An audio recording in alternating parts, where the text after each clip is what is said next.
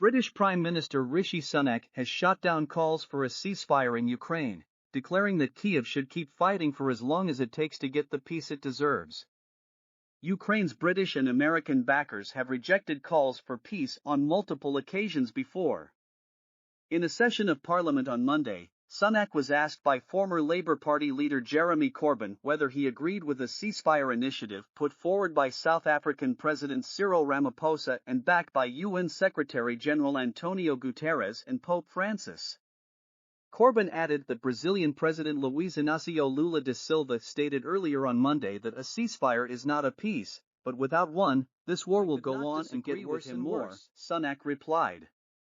A ceasefire is not a just and lasting peace for Ukraine.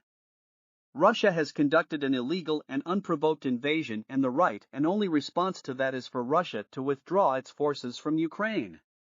All plans masquerading as peace plans, he continued, are in fact attempts just to freeze the conflict where it is, are absolutely wrong and they should be called out. Sunak's position is in line with that of the U.S., where Secretary of State Antony Blinken said in December that any ceasefire that involved freezing battle lines would lead to a phony peace.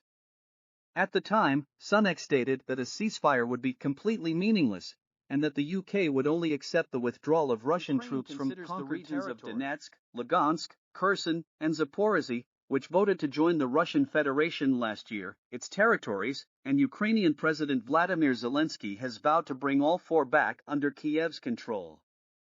Zelensky has also promised to recapture Crimea, which voted to join the Russian Federation in 2014. However, American military officials have publicly stated that retaking Crimea is beyond Ukraine's capability, and Kyiv's long-anticipated spring counteroffensive against Russian forces has thus far failed to materialize.